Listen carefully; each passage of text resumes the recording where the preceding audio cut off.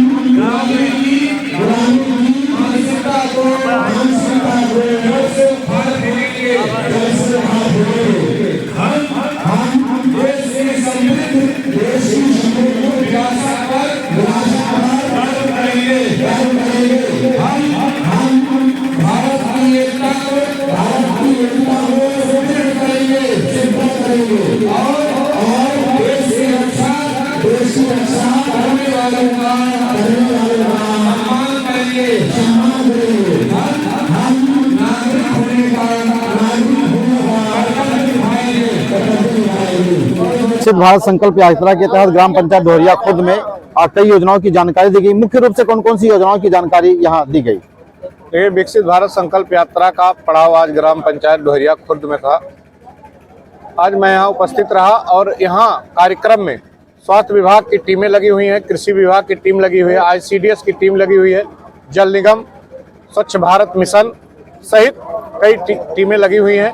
सबके काउंटर बने हुए हैं। मुख्य रूप से यहाँ वृद्धा विधवा विकलांग पेंशन, प्रधानमंत्री आवास, किसान सम्मान निधि सहित अन्य कई योजनाओं की विधिवत जानकारी दी गई है। यहाँ छूटे हुए सभी लाभार्थियों का पंजीयन कराया गया है। 4 लाभार्थी शौचालय हेतु यहाँ आए, जिनको अब तक शौचालय नहीं मिला है। उन्हें बताया गया है कि आप किसी भी CSC सेंटर पर जाकर ऑनलाइन कर दीजिए, पैसे की कोई कमी नहीं है, आप सभी को शौचालय दिया जाएगा। स्वच्छ भारत मिशन के तहत एक संकल्प पत्र भी सभी को दिलाया गया और एक संकल्प दिलाया गया कि हम किस तरह विकसित भारत में अपना अभूतपूर्व योगदान कर सकते हैं।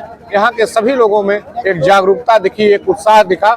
सभी ने विकसित भारत के संकल्प को लेते हुए ये सराहा कि देश के माननीय प्रधानमंत्री जी, मुख्यमंत्री जी के इस आह्वान का हम लोग पूरा स्वागत करते हैं और देश के विकास में जो भी हो सकेगा हम लोग अपना पूरा सहयोग करेंगे। इस ग्राम पंचायत में एक लेखपाल है कमलेश मिश्रा, उन पर आरोप है कि वह अनियमित ड्यूटी नहीं करते हैं। अगर किसी का आजाद निवास का मामला हो तो वह इटवा बुलाते हैं। इसको लेकर आप किस नजरिए से देखते हैं? उनकी उपस्थिति अक्सर नहीं रहती है। कमलेश मिश्रा सोहरतगढ़ तहसील में नियुक्त एक चर्चित लेखपाल हैं, जिनका कई बार निलंबन हो चुका है, लेकिन वो अपने आदत से बाज नहीं आ रहे हैं। ये प्रकरण अभी हमारे भी संज्ञान में आया है।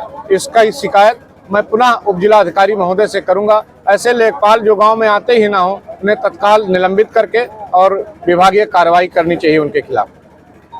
भारत सरकार की जितनी जानकारियाँ थी सबको बताया गया। हमारा जो भी है सबकी जानकारी दी गई। आवास का, शौचालय का, कृषि विभाग का, जल निगम का, जितनी भी योजनाएं थी सबको बताया गया। आरोप यह है कि आपके लेखपाल आपके कार्यों में सहयोग नहीं करते हैं, इसको लेकर आप क्या कहेंगे? हमारे गांव में लेखपाल जब से नियुक्त हुए हैं तब से आज तक वो आए ही नहीं है। हमारे गांव का कोई भी जात निवास आय बनाना होता है तो कहते हैं इटवा आइए, किसी का खेत नापना होता है तो कहते हैं 25,000 रुपया दीजिए, किसी के ऊपर गलत मुकदमा लिख देते हैं। दोहरिया बुजुर्ग में वो एक गलत मुकदमा भी लिख दिए हैं। और मैं कोई भी काम करता हूँ, मुझे चक रोड बनवाना होता है तो लेखपाल ही नापेंगे उसको, और जब मैं कहता हूँ तो बोलते हैं मैं नहीं ना पाऊंगा, ना मैं आ पाऊंगा। इसकी शिकायत आपने कहीं मुझे बड़े बड़े नेताओं की धमकी देते हैं कि मेरा कोई कुछ नहीं उखाड़ पाएगा। मेरा पाल जी से संबंध है, मेरा सतीश द्विवेदी से संबंध है। मैं एडीएम साहब को शिकायत किया तो एडीएम साहब ने कहा जैसे मैं झेल रहा हूँ वैसे आप झेलिए।